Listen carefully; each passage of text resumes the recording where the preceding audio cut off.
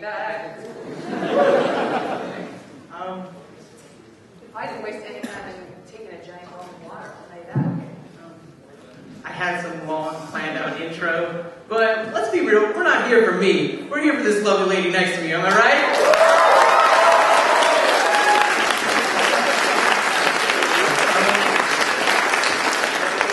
My name's Justin, and I am blessed, thanks to Swab, to be yes, this Swab. whole thing. So yes, Swab.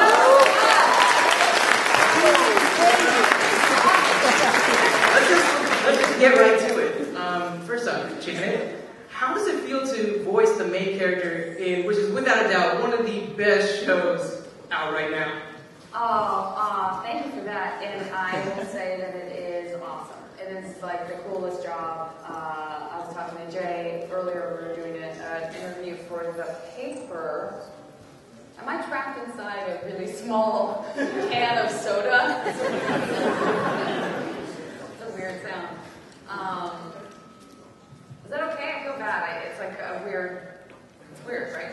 It's fine. Unless we're all friends here. This sounds weird. Should I just share? I can share my phone with you, maybe? Yeah, sure. Right. Is this better? Oh, that's much better. Renee, I'm turning this off. I'm so sorry for all your hard work. I apologize. It's the best job in the world. It's so great. It's such a great show. It's such an honor to be a part of it. The writing is so great. The animation is so beautiful. It just doesn't. Sometimes I can't still believe that it worked out. You know, that I got to be a part of it. I mean, so how did you exactly get the part? I mean, what's the story behind how you came from Janet Varney to Korra? You know, I stayed Janet Varney. Oh. Never became Korra. It was just an audition process, like most of what happens in Los Angeles with anything in the business. Unless you're super famous, you know, when you get. Sorry, I just saw him on. Like conversational. Guys, I gotta take care of this. Hold on. And also, in general, cosplayers, really great costumes. Everything I've seen, your outfits are so fantastic. It's one of my favorite things about this. But yeah, I got an audition. You know, just my voiceover agent said that they were going to be doing another series, and I totally freaked out and had to be like, okay, don't get too nervous because this won't work out. Nothing ever does. Well, that's very Los Angeles. You kind of have to, you sort of temper your expectations because most of the time, you know, your job is to be really graceful about getting rejected. The amount of times that you audition for something that you actually get a role is very, very unusual. So it's rare. The ratio is terrible. So you get, you have to kind of have a different relationship with like what you deem success. And sometimes success is just like, I went in and I did the best job I could and nobody wanted me, but I still succeeded. So, you know, I didn't want to get too excited about it, but I did audition for it, and I think the first thing I did was they just sent me to Nickelodeon, and I think I was just by myself in a booth with the vocal director, and she sort of, you know, had me do a little bit of a few lines, and then it takes a long time. It's a long process sometimes to book a voice job, and so I didn't hear anything for, I don't know, maybe like a month. And so I assumed that it was over and it had already been cast, and then I got a call to come in for a callback. And so that was when I got to go in and meet Mike and Brian were there, and they kind of gave direction, and that was really exciting. And then a bunch of time passed after that, and I didn't hear anything, and I was like, I really blew it. And then they brought me back with some other girls and a handful, I think it was like maybe 3 girls and maybe like 3 people per character. So they brought in maybe like 3 Korra candidates and 3 Bolin candidates and 3 Mako candidates. And they kind of did a little mix and match. And that's the iteration that you guys know is what ended up being us with PJ and with David. And the 3 of us just couldn't feel more lucky. And we love working together. We love each other. So it's a total dream. All right, go Team Avatar. I know a lot of voice acting roles. Often when there's like candidates, even though you don't make Korra, you get reassigned to something else. Did anyone who originally auditioned for, say, Korra be reassigned into the show as someone else by chance? I can't remember who the other girls were. I'm so sorry. Because I didn't get to read with them, you know what I mean? Like, I was sort of only reading with... I will tell you, though, and I don't think he would mind that I said this. I'm sure he wouldn't mind. He's a really good friend of mine. But one of the people who was auditioning for one of the guy roles was Danny Pudi, who's on Community. And so he's actually, I think he ended up getting a different voiceover job. But that was... I can't even remember if he had been doing it. I don't know. We started recording this such a long time ago. I'm not sure if he was even on Community yet. But anyway, he definitely was in the running. He's amazing and super funny too, so he would have been great. So I think I'm sure they wanted him to come in and do something else, but he probably was too busy being extremely famous and successful. I'm sorry about that outburst. That thought of Abed as Bolin is just blowing my mind right now. Yeah. So, were you a fan of Avatar before you auditioned, or? I was. I didn't know the series as well as some of my friends did. I had friends who really, really loved it. And is it weird to hear Korra's voice right now? Sometimes it totally weirds me out. I was talking to these guys over in the TV building, and every time if I watch an episode of Korra, I always feel super weird afterwards. Like the first time I talk afterwards, I feel like I'm impersonating someone. It really is weird. Like the first time I saw at the premiere at Nickelodeon, they did a big party and stuff, and they showed the first 3 episodes, and we really had only seen, I guess I had seen a pilot. Honestly, like a fan tweeted me and said, "The pilot's been leaked." That's how I found out that there was even anything to watch. In truth, and then I felt weird about it. Like, should I call Nickelodeon and ask if it's okay to watch this leaked pilot? They're never gonna know. What am I? Wait a minute. But anyway, when I saw the first 3 episodes, that was just like to just be completely immersed in that world for the first time in a really real way, to get to see, because we've done some ADR, but you just see little snippets, and so you don't really know what's going on necessarily. And we recorded it a while ago, so I kind of forgot all the amazing plot twists and turns and stuff. So I was just like, I was just watching. I wasn't thinking about doing it. Nothing seemed familiar even. I was just like super into it and loving it, tears streaming down my face, of course. And then afterwards, when people started coming up and we were all talking together and stuff, I was listening to my own voice and I was like, I should not be talking right now. This is not, like, that voice belongs to Korra now. This is bad. And it's not like it's, it's not like it's Gray doing one of her voices where, I like, take off the voice and then I can take it back off again. Like, they really just wanted my voice, so it feels really weird. That is not, I don't even know what you asked me. Nothing to do with that, for sure. Oh, can you hear me on this? No. Alright, cool. Cool beans. Yeah, okay, cool. I didn't say cool way too many times. Oh. Anyways, so I was kind of looking on your IMDb, and I was kind of wondering if you had any voice acting experience before Korra? Not much. I did another pilot for Nickelodeon that didn't get picked up. And I had done some like little things here and there for commercials or for friends, anytime anybody had any kind of a cartoon or anything. Even like way back in the day, not to say I'm not like 20, but there was this company when people started first doing like e-cards. There was this company in San Francisco that called Blue Mountain. I think it still exists, but it was like one of the first people that did e-cards and animated, cards and stuff. And how many times can I say cards? But they started that, and a friend of mine who I'd known for a long time was doing animated cards, and I seriously like begged her, like, anytime you ever need a voice for anything, please let me do it. So I'd done that, but that was really it. And so for the first real job to be Korra is like, come on. I would never have even Like people are like, when you decided to do Korra, I'm like, when Korra decided to let me be her voice, like this is not. I didn't go like, let's see, I guess I'll do this one. It was like the job that I never even let myself think that I would get it. Never even let myself dare to dream, because it just seemed like there's no way this is going to be like my first job, you know? So you went from like this environment where you didn't really have too much experience, and all of a sudden the people around you, for example, Steve Bloom, have like crazy experience, you know, being like Spike Spiegel and Wolverine and all sorts of crazy stuff. You're like, I'm too dumb. I was curious, did anyone on the in the cast or the crew serve almost like a mentor for you in terms of like voice acting? Yeah, for sure. I mean, there are everybody for different reasons. Dee, who does tons of stuff too, who does all of the animal voices.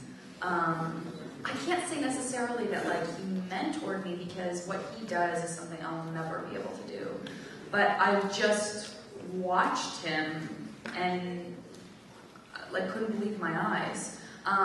Gray Delisle is one of my best friends, and she is so encouraging, and again, not so much like it's that she's mentoring, but she's just available to answer any questions always, and really talks about like, you know, putting the time in to really work and do different voices and kind of understand like where stuff comes from in your head and getting it out into your voice and being able to impersonate other people and all that kind of stuff. And then just pretty much anybody, and then our vocal director, Andrea Romano, she's been doing this forever, and she's just so good at, I've said this in interviews before, but sometimes like when you're on camera, doing on-camera acting, you've either heard this or you've seen this in movies or whatever, but you know, actors get real picky and persnickety about not wanting a director to say, just say it like this. You want someone to like, you know, direct you without directing you, because you just want to say it how, like, organically, how it's going to come out. And in voiceover, I didn't want that. I didn't want her to be like, I feel like you're not angry enough, but I want a taste of sadness. Like sometimes Andrea just needs to say, listen, you pop your peas, stop doing that, and just say it like this. And there's something actually very nice about that sometimes, is just to feel like somebody knows what they want it to sound like, and then they tell you, and then you're still going to bring something, you know, you're still going to bring yourself to it.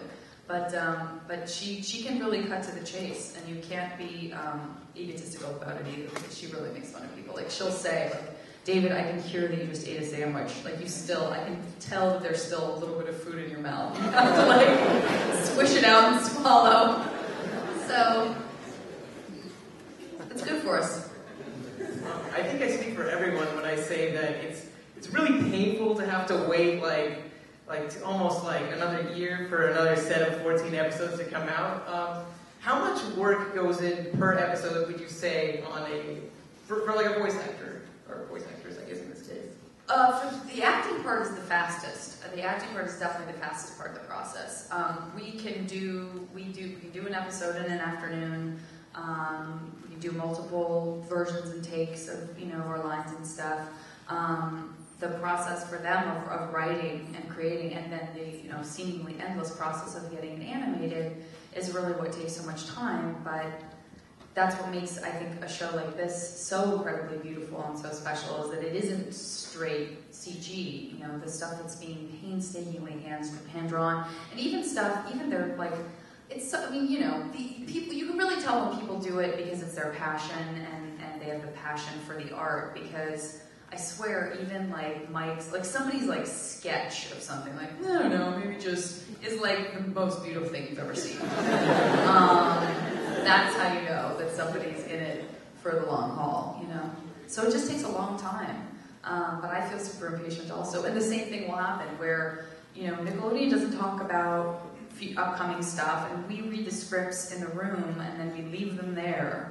So by the time we do more ADR for the stuff that comes back in that's been animated, I probably will have forgotten what's happened. But but it's really exciting too because you really see it with fresh eyes. You know, you don't get to do that when you're doing on-camera acting. Was there a scene in the first season that was particularly difficult for you to, well, not really film, I suppose, voice act? Well, the physical stuff is always kind of hard because the reality is you are, you know, standing in a booth in front of a microphone, and you know that you're supposed to be running and, you know, bending, and I don't know. I've said this in interviews before, but I don't know. I think maybe PJ and David are better about not having to do this as much, although PJ's pretty physical. And David's been doing this longer too. PJ hasn't had as much experience. PJ's more like me. But I really have to like do stuff. And I seriously, like, if you guys saw what Janet looks like when she's trying to like make the sound that Korra makes when she's being awesome. It's like the saddest, like, you know, like, I might kick, you know, it does not look like when Korra kicks, you know, but I do try to get really physical, because I feel like that's, I don't want to just be like, huh,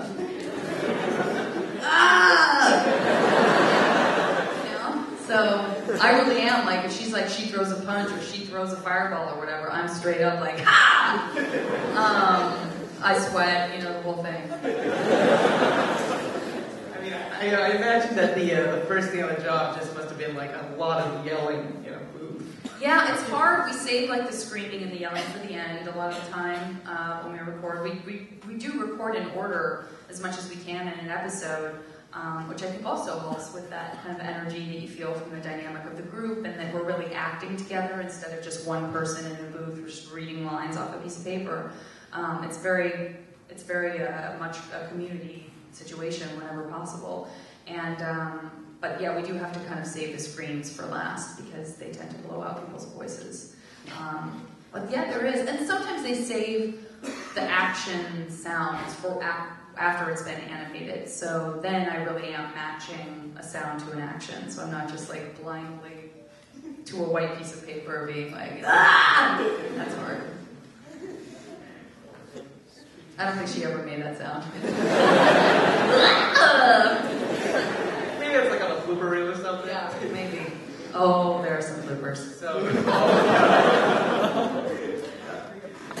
So this is gonna be your hard question. You know, I'll tell you straight up, because looking back at that first book, there's so many fantastic scenes. From the scene where all four of you guys just kind of team up and just take out all those mega tanks, to that one scene where Iki's like, "Asami, did you know Korra likes Mako?" And you just freak out. Is there a particular moment that you were just like watching, you're like, "Damn, I'm really proud of this"? Oh gosh, yeah, all of it. I mean, there isn't a moment on there that I don't. I love all of it. There's, I always say to PJ, because this is one of those like anecdotes where you were there, you know the beginning, middle, and end of it. But so I like to think about when, and this has nothing. This isn't me. This is a total PJ thing. But in I guess it was a pilot, or maybe it was one of the first three, because I definitely reacted to it when we watched it at the premiere at Nickelodeon. But watching PJ improvise in the booth, and he improvises a lot, and they use some, and they can't use some of the other stuff. But watching him improvise this line in the booth and like crying with laughter, just without any visual at all, just him improvising. I think we must have been doing ADR, because it's clearly like he saw what was going on and he improvised. But that moment to then seeing it on the screen and watching everyone react just is like, I was so proud of him for his comedic sensibility, which is when they're racing through Public City with Naga, and he like ends up dangling off of the front of Naga, and he goes, "I want to be on your back!"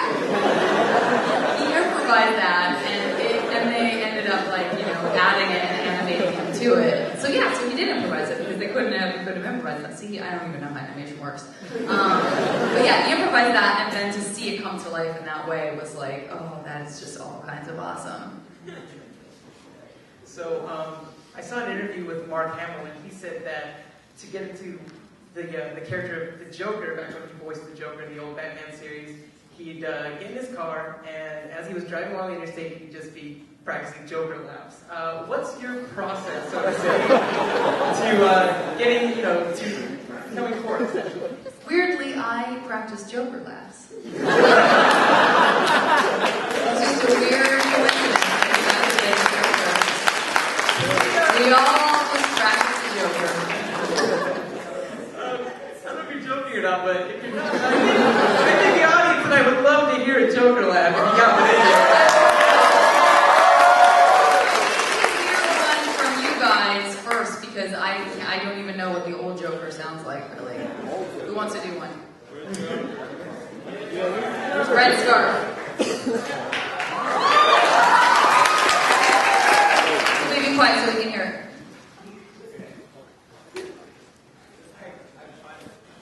See? None of us know. We all thought it was such a good idea.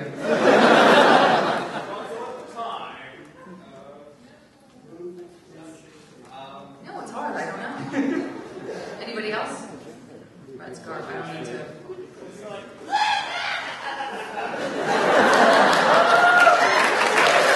good. I'll try to do what you just did. Nope, that sounds like Twitch. I'm gonna have to go to Twitch for Halloween. That's an original idea. That's pretty dope banshee, I'd like to say.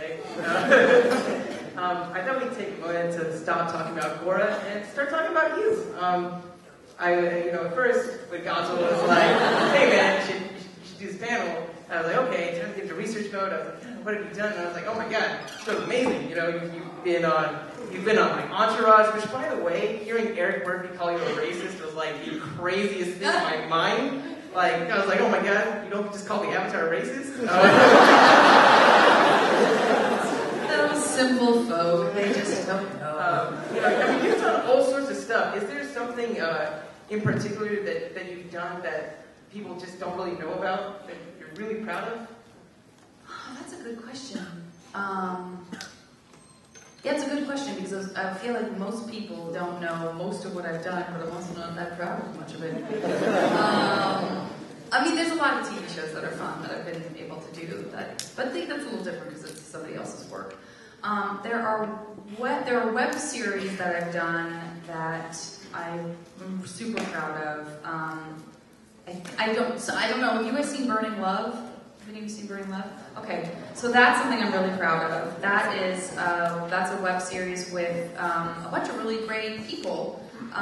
It's with like Mullen Ackerman from Watchmen, Ken Marino from Children's Hospital, a bunch of Children's Hospital people. I guess Mullen's not Children's Hospital. I'm an idiot.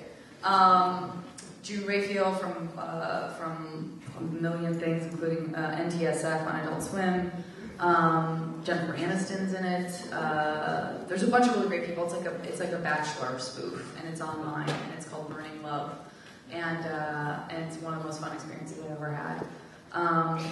And then there are a couple of other web series. There's something called Back on Tops that I did with the Sklar brothers and a bunch of like famous sports guys, athletes I think they're called. I just outed myself as a non-sports nerd. I'm not in any way. I'll tell you how. This is the only way that I got interested in sports, and maybe you guys will identify with this. I just did a segment for this job that I do every day now for the Huffington Post called HuffPost Live, and I produce and host like story, I guess, conversations that are sort of like news, but different.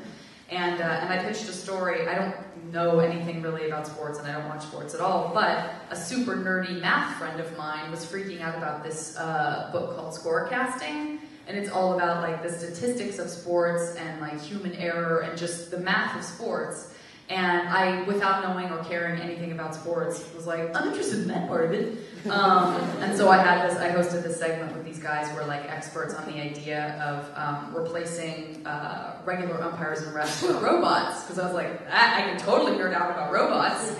And so it ended up basically being a conversation about like, if R2-D2 were on a baseball field, like those words were literally said in that context. I was like, can't you just imagine like R2's trying to call a strike and then like the ball hits him and then he makes like that sound like woo, and then he like falls over and then a little thing of steam comes up and like that to me was like, I get sports now. Anyway, so that was my web series. But yeah, so there's this and that like that. But the thing that I'm most passionate about, that if I had to like pimp myself out for anything other than Korra being here, is my podcast, which is called the JV Club. It's on the Nerdist network, and it's just me nerding out with awesome, funny women. Many of / all of them are more famous than me.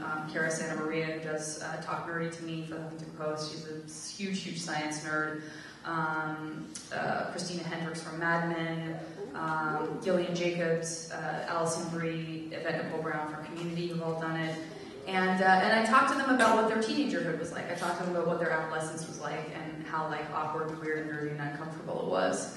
And it always is for everybody. Like all of the people that Maggie Lawson from Psych, so many people who they just talk about like their vulnerabilities and their humanity and how we all get super hurt by stuff and how I don't know. It's just, but it's funny. But it's a funny podcast. So that has been like one of the coolest things I've ever had the privilege of doing.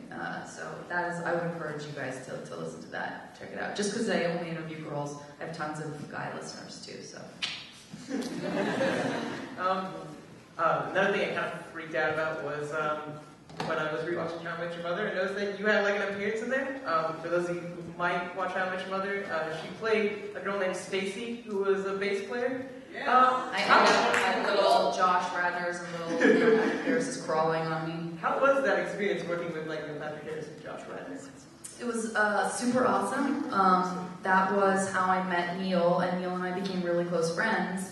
And we just finished shooting a web series for the Nerdist channel that we did with the Henson Company, and it's called Neil's Puppet Dreams. And the idea that we created and wrote is that Neil Patrick Harris is a little bit of a narcoleptic, no one knew, but he falls asleep a lot. And depending on what situation he falls asleep in, that informs the dream that he then has, and the dream is people in puppets. So if he falls asleep in the doctor's office, in his dream he's being examined by a puppet doctor. I'll let your imagination do the rest. But there will be some music, and we hope to make more. We just finished shooting them, so hopefully in the next couple of months we'll be able to release those. I mean, this is wishful thinking from me, but yes, I've noticed be the star of this. Oh, Lord, I noticed that you have a lot of interviews with a bunch of community cast members. In fact, last night I heard when you filled in for Jesse Thorne and you got to interview Danny Boone, which, oh my God, was like the best thing, by the way. Danny and I do improv together. I was wondering, what are the chances of seeing you on an episode of Community? I do. You know what? I've never even auditioned for it. I don't know. Yeah, I've never even auditioned for it, but all those guys are definitely my friends. Yeah, it's funny. I've never auditioned for The Office. I've never auditioned for Community. I've never auditioned for Parks and Rec. A lot of it has to do with just me I'm not available as much as I would like to be to audition and stuff. But it would definitely be really fun. Those guys are all, I don't know Chevy Chase, but I know all the other cast members, and they're great. And they had a panel at Comet Con directly before ours. So it was really fun to see all my buddies up there. Danny and I have known each other for years, and we met doing a pilot together for Fox that didn't get picked up. And we stayed really close, and I do an improv show with a live long-form improv show with Danny Pudi, with Oscar Nunez, who's Oscar on The Office, Rachel Dratch from Saturday Night Live, Simon Hilber from The Big Bang Theory, why am I blanking on the rest of the cast? Michael Hitchcock, who is in all the Christopher Guest movies. So I love doing long form improv. That's one of my other favorite things to do. Well, as my friends will tell you, I'm a pretty big television guy, so whenever I meet somebody new, I always ask, so what are you watching? I guess my question for you is not so much just what are you watching, but are there any shows that are on right now that you really like to be a part of? Well, I love, I get super into all the dramas. I don't know why, if it's just because we have a cameo appearance by someone in the cast of True Blood in the Henson Neil Patrick Harris thing that I just shot, but I can't spoil it.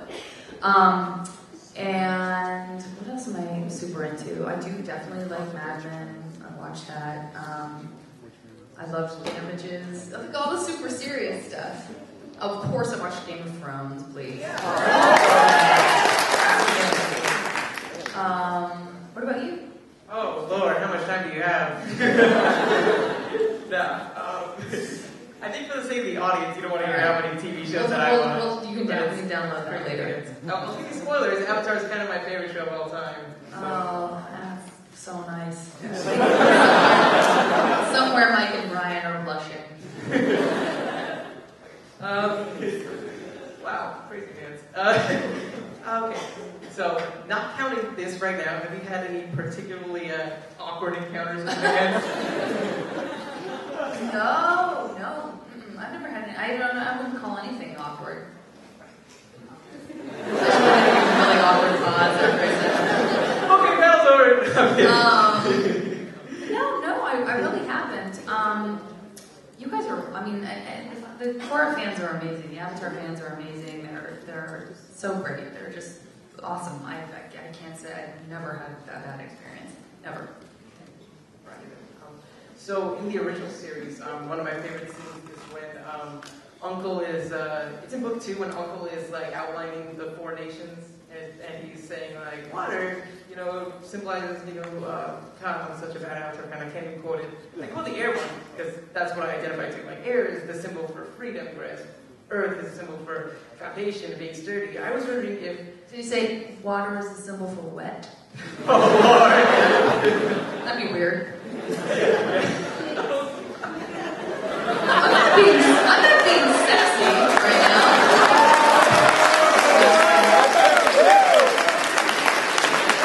Justin, you're reading too much into my comment.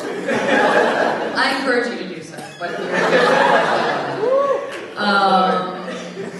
okay, please continue. I was just curious, if you had to pick an element within the Avatar universe, what would you identify with most? This is the first time anyone's asked me that.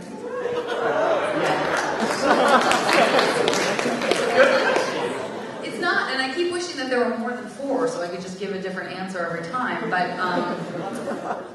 in all honesty, I really identify with Korra. I super wouldn't pick air, even though I know that what I need most is to master air, in terms of my temper and in terms of my impatience and all of that kind of stuff.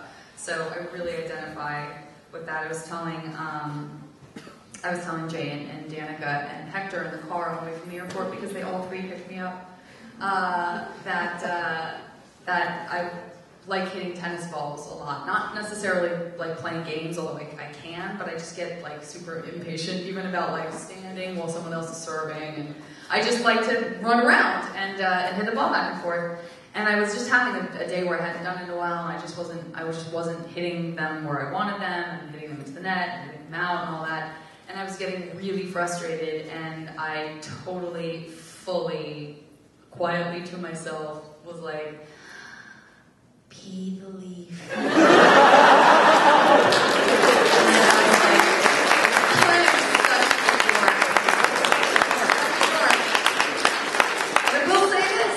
I started to breathe, and I was thinking about all those rotating candles and stuff. And once I just kind of let myself settle in, my hitting totally improved. I am very kind of feisty like that. So, but I guess I do identify most with water. Fire is only sometimes, when I'm really feeling that way. But water is sort of it it can be super powerful, super dangerous, but it's also, I mean, it's water. So. Let's say, hypothetically, you could voice any other character in the Avatar universe. Who would it be and why? Oh, wow. Interesting. I don't know. That's really hard. Because I love everyone's voice so much. It's hard to imagine. I love the voices that Stephen Root does for the show. And I also like the intensity of like the super villains. I mean, I love Amon's voice, you know, just because it's so horrible. I don't know. And I also like Iki's voice. I just like, you know, the idea of being that shrill. It's a good group. That's, yeah. I don't know the answer to that. I guess I can't. It's really hard for me to decide. I'm sorry, guys. I let you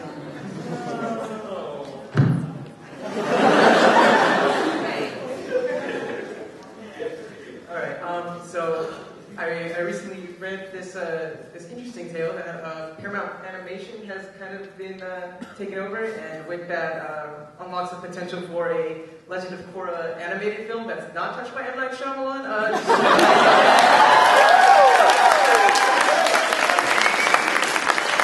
Never seen it, and I never will.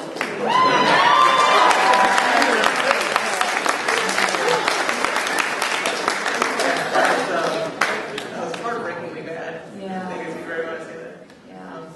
But can you shed some light on the possibility of a movie? I actually cannot, and I'm not even, like, there's stuff I know I can't talk about, because I'm just not allowed to, because Nickelodeon doesn't like anything to kind of leak, but truly from the bottom of my heart, the first time I heard about it was before this panel. Someone was like, what about the movie? I was like, I don't know what you mean.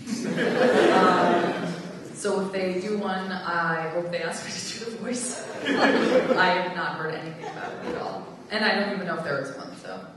But I'll see what I can find out. I mean, I'll certainly ask. Believe me, I'll ask. Yeah, I mean, as long as they don't call you like Kara or something, that'd be okay. Corey. The Legend of Korra. Terrible.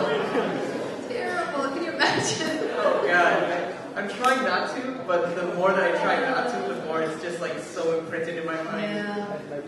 Oh, Lord. Yeah, I'd actually be dressed up as Zuko right now, but M. Night Shyamalan kind of ruined that for brown people, so.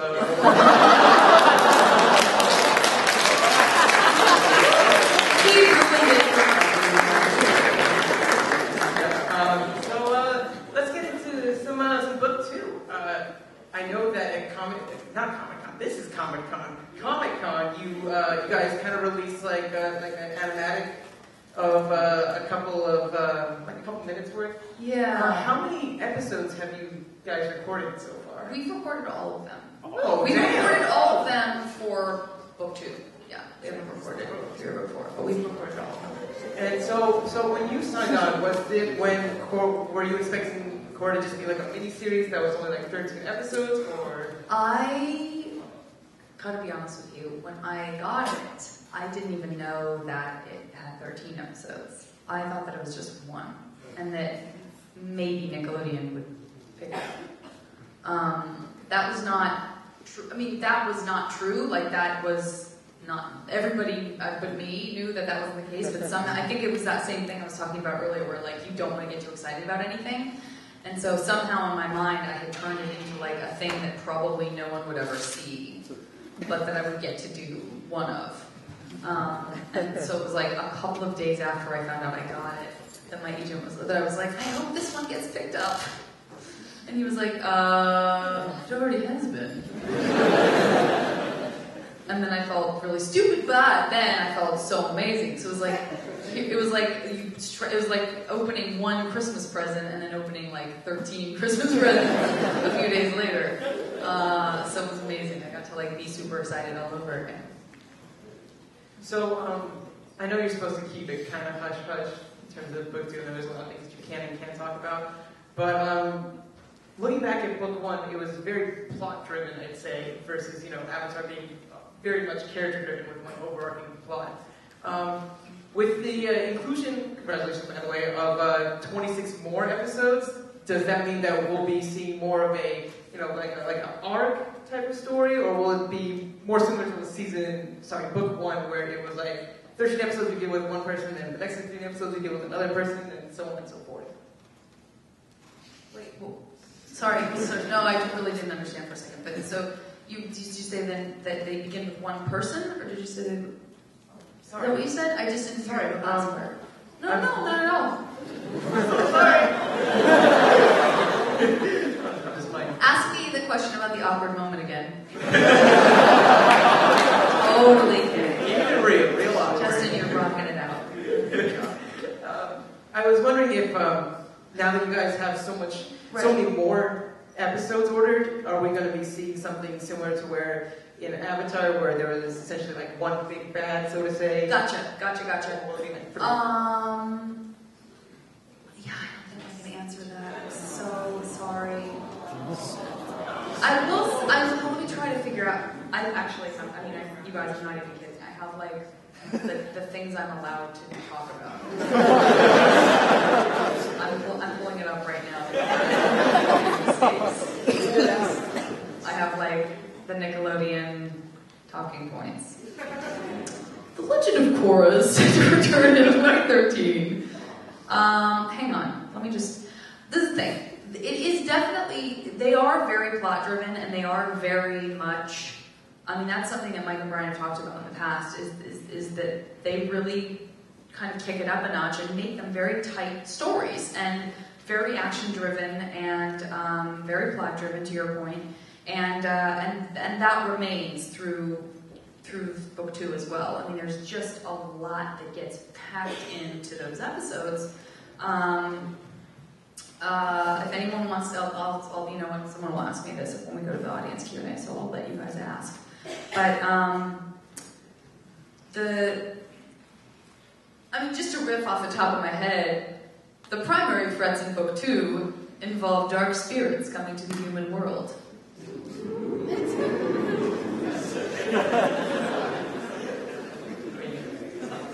can see like Korra and Roku getting along pretty well. Dark spirits, guys. Alright. Super big spoilers. Just a heads up for everybody, we will be having our Q&A right after this question, so if you want to ask a question, you should start lining up over there. Yeah, that might. Don't be shy. It's hard to get to that mic. I have no idea. Oh Lord. And just go me over there. Oh my gosh. We're getting crazy. Not that mic. No, not that mic. Not that mic. Not that one. Jesus, how to lose a panel in 30 seconds. Hey, Tom, you want to help me out real quick? Do I skip this mic? Alright. This will be a brief intermission. We're going to get through this together. Wow. I dropped the ball from that one. I love that Amon is patiently waiting in the line. That's like the best image ever. Next to Korra. I don't want to be quite angry, but boy, that escalated quickly. I love it.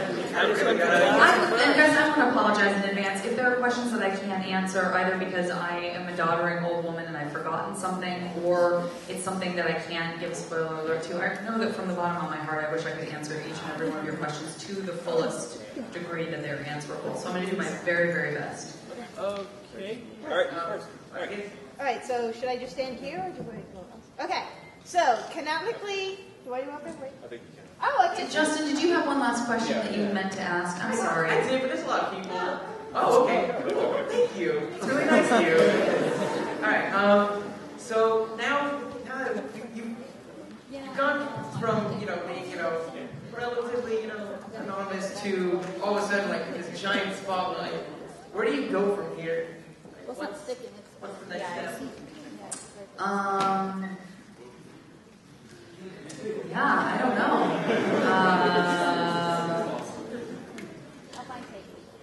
Disneyland?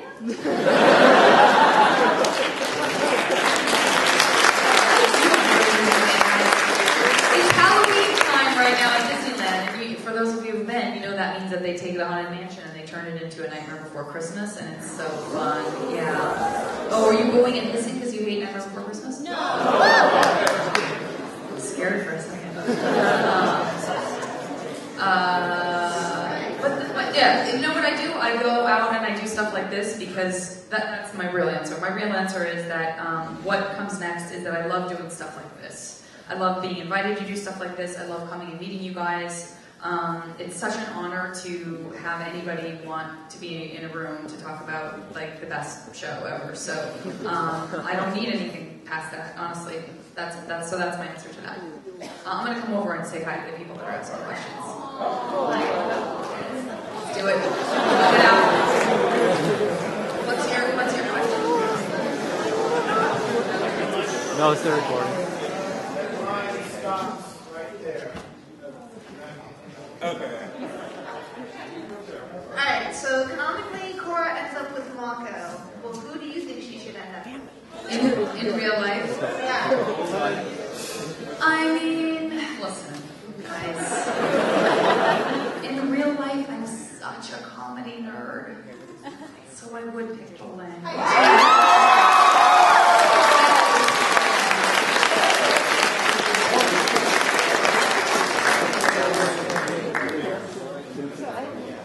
Hi. What's your name? Daryl, I welcome you. So I don't know where should I start if I'm reading or watching this series of anime. Oh, you just have to start at the very beginning with Aang. You have to start with book one from the very beginning. So don't even watch Korra. You're not even going to remember you met me. Are there any novelizations of Avatar? I don't know. Comic books. Comic books. Well, yeah, there are comic books. Novelizations, probably not. Unless somebody wants to get into some fanfic. I love fanfiction so much. Cool. So welcome to our awesome world, Daryl. Hi. Alright, so not really Korra related, but I asked all semi-famous / famous people. Is that not close enough? Okay. Yeah. Have you ever gone onto your own Wikipedia article and put true information but didn't cite it, so they deleted it thinking it wasn't really true? I have never entered anything onto my Wikipedia page because I don't know how. And I'm always really surprised what ends up on there and what doesn't. And I don't know who's doing it, but somebody will, there will be some, factoid. And I in turn have when I interviewed Carrie Kinney Silver, who's on Reno 911 and all these other great things, and when I interviewed her, I was like, oh, you play the banjo! And she was like, no. It's on your Wikipedia page. She goes, I know. I don't know who added it, but I'm not taking it off because I think it's hilarious. I got a hug? Sure. Can you add to my Wikipedia page, good hugger? Yeah, doing that right now. Hi. So Korra has a lot of emotional plot twists and a lot of adaptations of real life episodes. So, was there any particular scene that you connected with really well?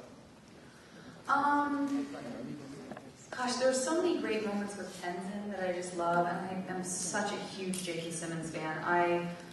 When we first, this is not answering your question, but I will answer your question in a second. But the first day I got to work with J.K. Simmons, I was so excited and so nervous, and I was I have a separate booth that they put me in. Not because I'm bad, but just because so that I can talk over people if I need, whatever. Anyway, there's a separate booth. But JK was out there, and Andrea Romano, our vocal director, said, okay, now we're going to go to the scene with Korra and Tenzin. And I actually said, can you please say, can we go to the scene with Janet Varney and J.K. Simmons? Just because I wanted to hear our two names said. So I love the stuff with them because I love that sort of father-daughter relationship of, you know, wanting someone to be proud of you, but also kind of wanting to rebel against them at the same time. The most emotionally, and I'm sure this is true for many of you, intense episode for me and moment for me is when Lin Beifong, you know, makes the sacrifice that she makes. I just think that's one of the most beautiful things I've ever seen on television, truly. You're welcome. Great question. They're all great questions.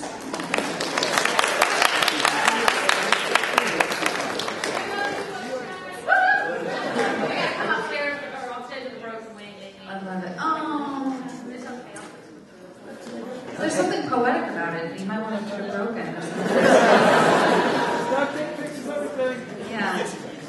Okay. So for season 1, there were a ton of stuff that was never addressed. Here, come more so people can see. And everyone come more so. Season 1, a lot of stuff didn't get addressed. One of the big ones was kind of addressed in the first episode, and that being Zuko's mom. Are we finally going to know what happened to Zuko's mom in the next season? No, you don't have to say what happens. You just have to say. This is the problem, is that I can't remember.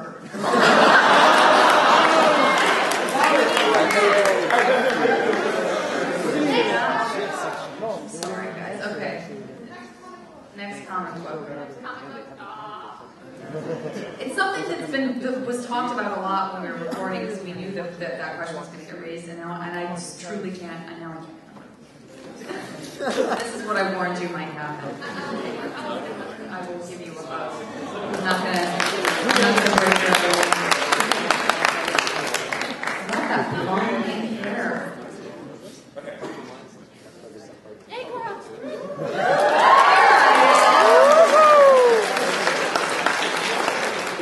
I just wanted to say you look great. You and will you take a picture of us?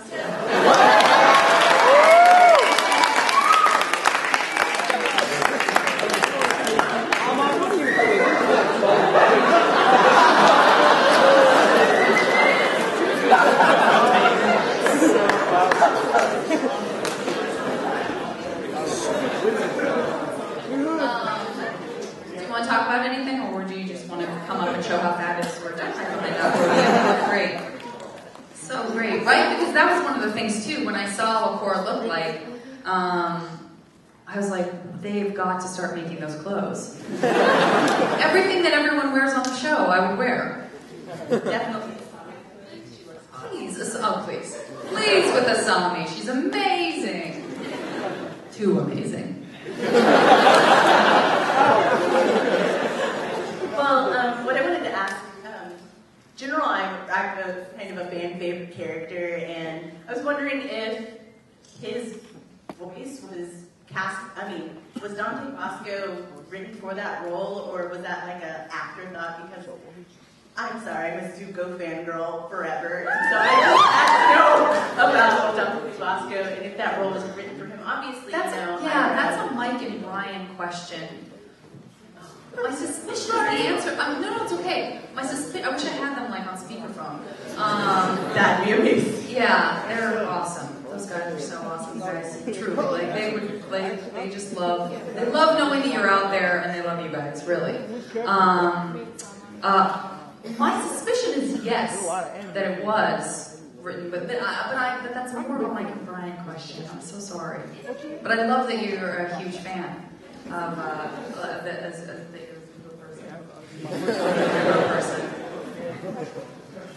And you really do look fantastic, beautiful. Did you make that costume? Did you make it all from? Oh, so good.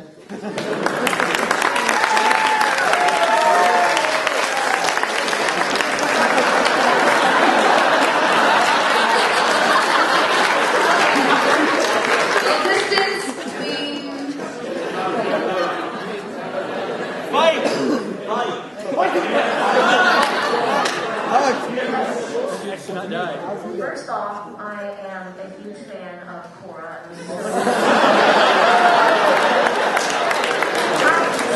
I've had dreams about this moment.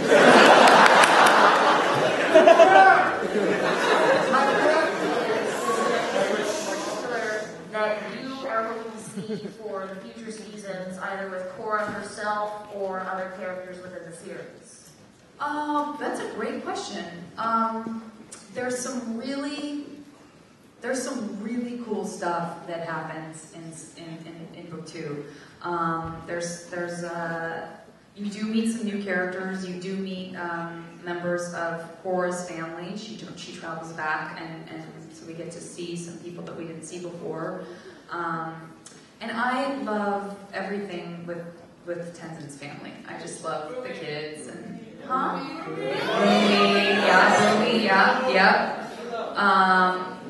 all those guys. There's some really lovely, funny, great stuff that happens with them, and I'm super excited for you guys to see that. And the Dark Spirit stuff is really, it's cool because this sort of spiritual, dreamlike side of the Avatar world is explored way more than this kind of like really concrete Republic City steampunky stuff. All that stuff still exists, but there's a really cool texture to this sort of paranormally kind of phenomenon stuff that's like really, really cool. So I know you guys will love that. And the artwork and all of that is just stunning. We're gonna...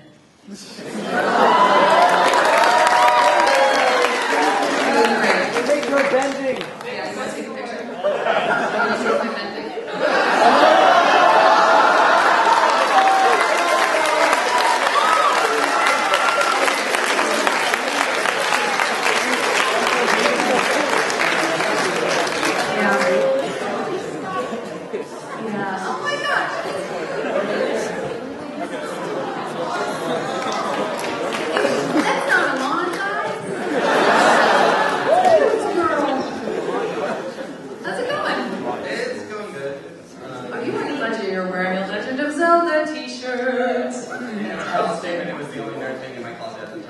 Well, it'll do.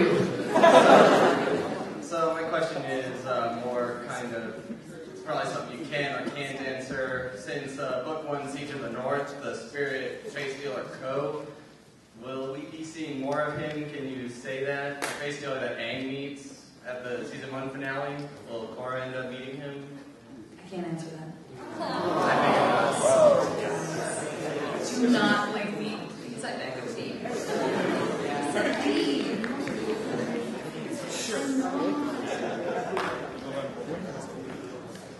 can't get fired, guys. I can't. We have more stuff to record. I don't want anyone else to do my voice. Hey, hi. Hey, I'm a big fan of the series, and I've watched the whole thing since even before Korra, like the first one, actually. Yeah, you got to start at the beginning. We taught Daryl that together, all of us. Yeah. No, not that. Actually, my question is, because I'm actually interested in voice acting, and I can do different voices as well. What is your advice for upcoming voice actors to be, especially comedy? Because I'm a big fan of that. Well, I'm glad you asked that. Number one, if you're interested in getting into voice acting, I can't emphasize the need for classes enough. There's so many technical nuances to it that I had no idea about when I started, that just teaches you how to be present to what's required of you as a voice actor in a way that nothing else will. So classes are great. I understand you guys have some great resources here, and that there's actually some good casting and some job opportunities in the Dallas area as well.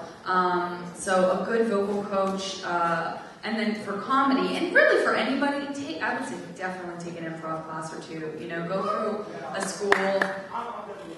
Yeah, it's so great. It's just like, it's so great above and beyond anything to do with like acting or performing. It'll just make you think faster on your feet, and it'll make you way more popular. And I'm not saying you're not popular.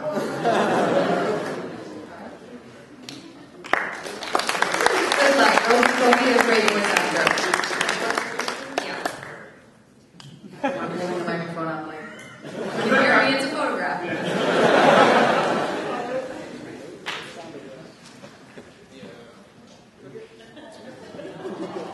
And we're doing like a signing, right, in pictures afterwards too, so yes.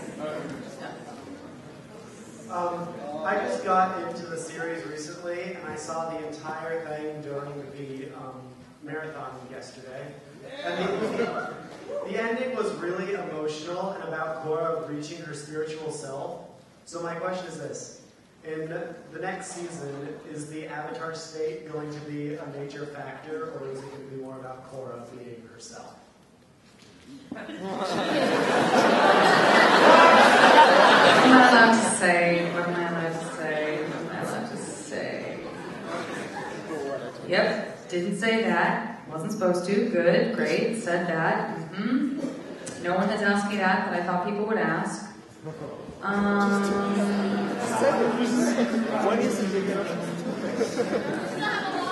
Can't answer it. Avatar state, can't answer it. Obviously, it's important. It's important.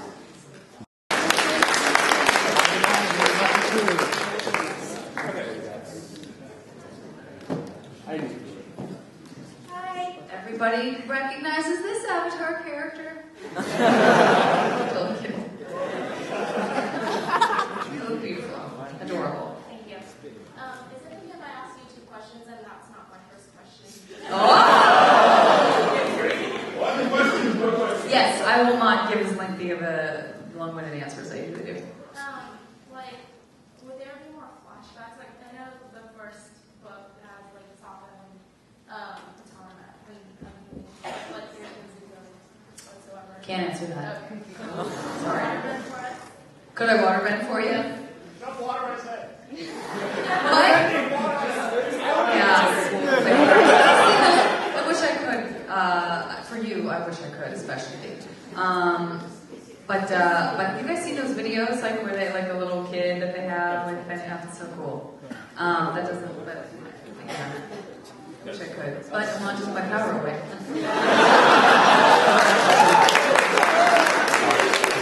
If only you've been in front of a mon, I would be waterbending right now. Thank you so much. How fun, cosplayers. Hello, sir. Hi, Janet. My name is Sushane, and me and my friend Whaley were wondering if you could critique our Avatar pickup lines.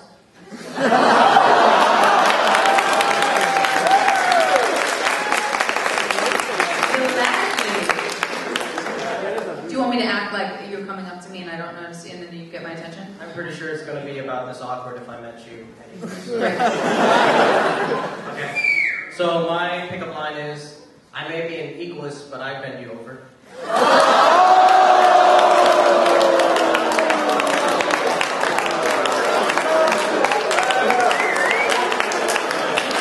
I'm going to say that would be the drink in your face. Bless your heart. That one would be the drink in your face. Do you have another one? Okay. All right. I know you've got too good of a heart to say something like that to a nice girl. Hello, my name's Riley. I'm not sure if I should say this pickup line anymore. Now you have to. Yes, for sure say it. Are you a waterbender? Because you make me quite wet. I think that really works, yeah. For you. Yeah. And also, can I actually get a picture with you on stage right here? Oh, autographs. Justin is. Yeah, we'll do it. We'll make sure it happens. That'd be really weird if a guy came up to you and said that, right? You're like, did you wet your pants? Like, what happened? Nice to meet you. What are you majoring in? My question for you is, how would you summarize, like from book or from the first season of Avatar, Aang and you? Would you compare? Like, how would you compare yourself to Aang, and like, and how more epic season 1 to season 2? Great question. Did everybody hear that? Yes. I have to say straight away that I think we all know that Aang just had his SHIT together in a way that Korra doesn't necessarily. So, you know, she's just, she's a little bit more temperamental, right? You know, she's got that same loyalty. But she really needs what he had, right? That's why she sort of calls out to him and wants wants his guidance and wants to feel like she's not alone. So I think they both complement each other in a lot of ways. And so I think it's so cool that the avatars, aren't like, as you go down the line, that they're not necessarily, just because they have the same gift doesn't mean that they're the same personality. And will it be, would you say, will it be more epic? Well, I definitely think that the pace does not slow down, the action does not slow down, the relationships between people do not slow down. It's an awesome ride, the second book. I don't think you'll be disappointed. Thanks for your question.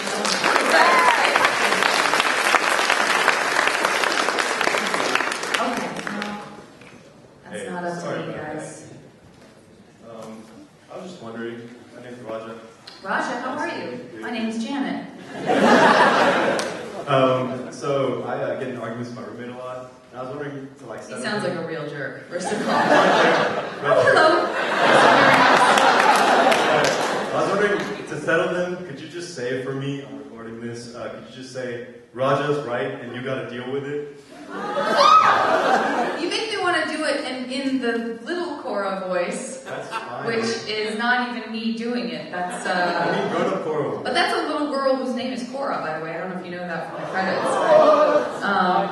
She's amazing. Raja's right. You gonna deal with it? I'm gonna say it like young Korra. Raja's right. You gotta deal with it.